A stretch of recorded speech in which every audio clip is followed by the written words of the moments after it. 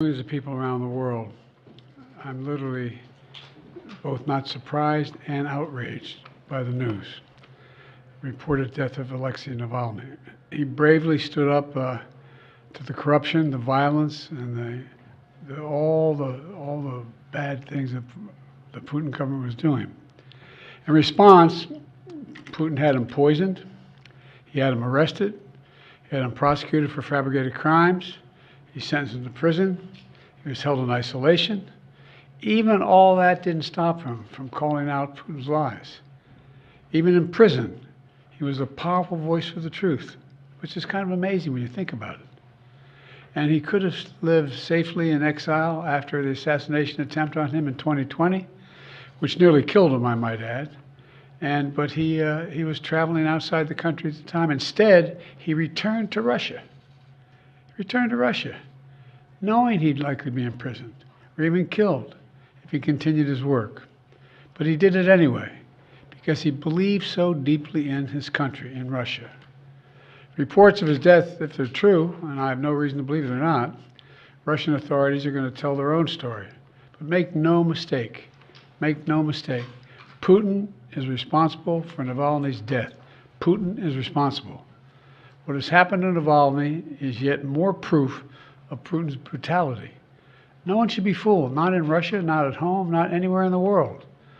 Putin does not only target his citizens of other countries, as we've seen in what's going on in Ukraine right now. He also inflicts terrible crimes on his own people. And as people across Russia and around the world are mourning Navalny today because he was so many things that Putin was not.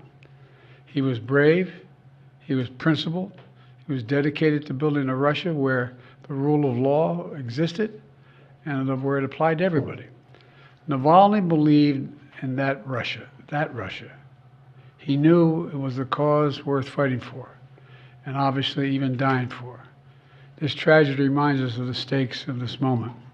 We have to provide the funding so Ukraine can keep defending itself against Putin's vicious onslaughts and war crimes. You know, there was a bipartisan Senate vote that passed overwhelmingly in the United States Senate to fund Ukraine. Now, as I've said before, and I mean this in a literal sense, history is watching. History is watching the House of Representatives. The failure to support Ukraine at this critical moment will never be forgotten. It's going to go down in the pages of history. It really is. It's consequential. And the clock is ticking. And this has to happen. We have to help now. You know, we have to realize what we're dealing with Putin. All of us should reject the dangerous statements made by the previous president that invited Russia to invade our NATO allies if they weren't paying up. He said if an ally did not pay their dues, he'd encourage Russia to, quote, do whatever the hell they want.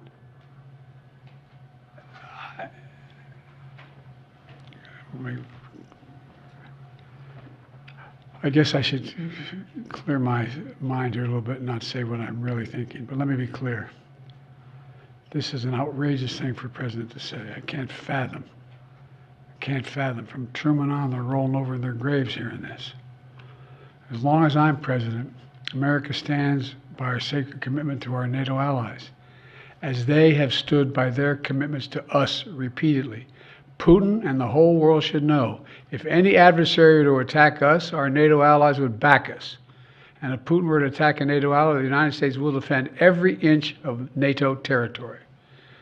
Now's the time for even greater unity among our NATO allies, to stand up to the threat that Putin's Russia poses.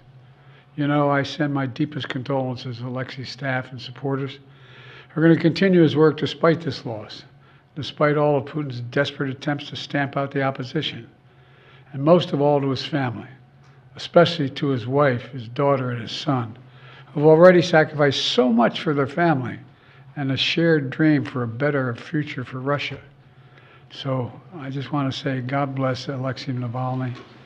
His courage will not be forgotten, and I'm sure it will not be the only courage we see coming out of Russia in the near term.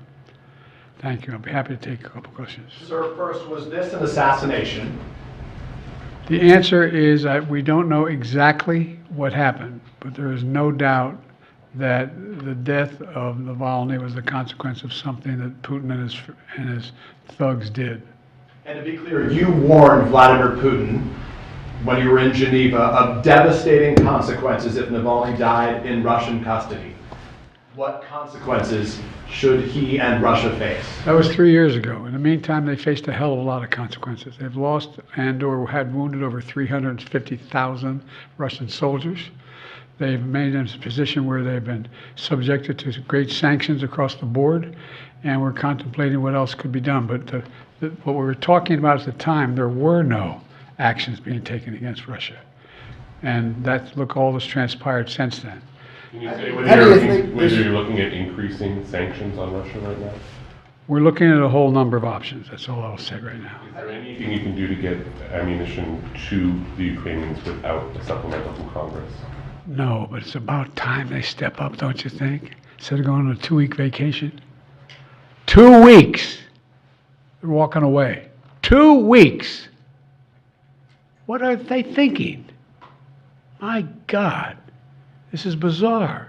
And it's just reinforcing all the concern and almost, I won't say panic, but real concern about the United States being a reliable ally.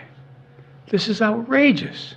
Are you more confident now that you'll get the Ukraine aid, given what's happened today? Well, I hope to God it helps. But I mean, the idea we need anything more to get the Ukraine aid.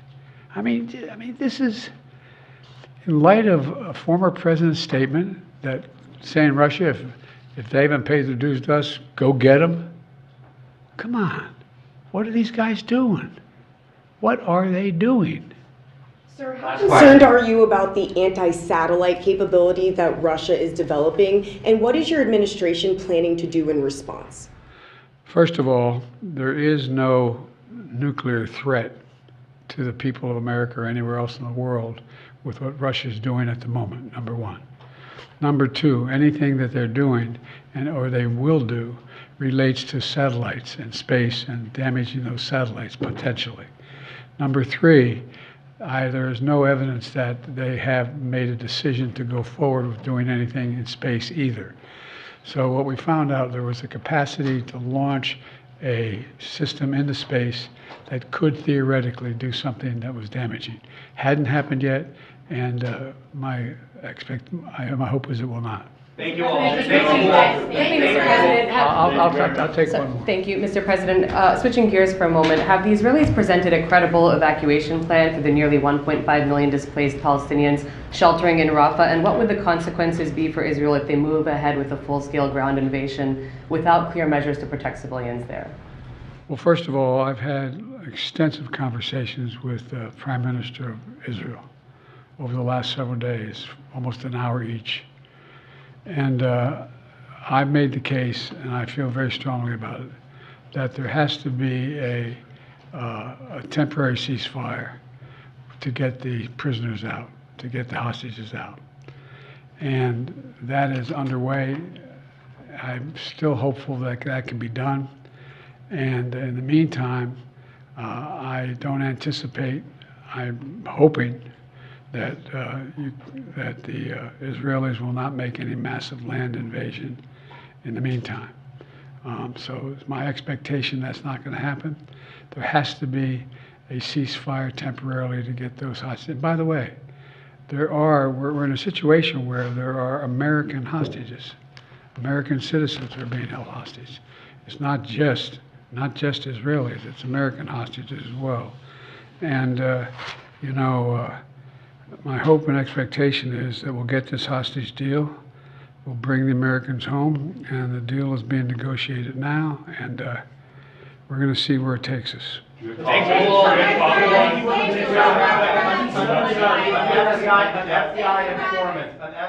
informant at the center of the impeachment inquiry into you has been indicted for allegedly lying. Your reaction to that, and should the inquiry be dropped? He is lying, and it should be dropped, and it's just been an outrageous effort from the beginning. And we did. No, I'm serious. See you in Ohio.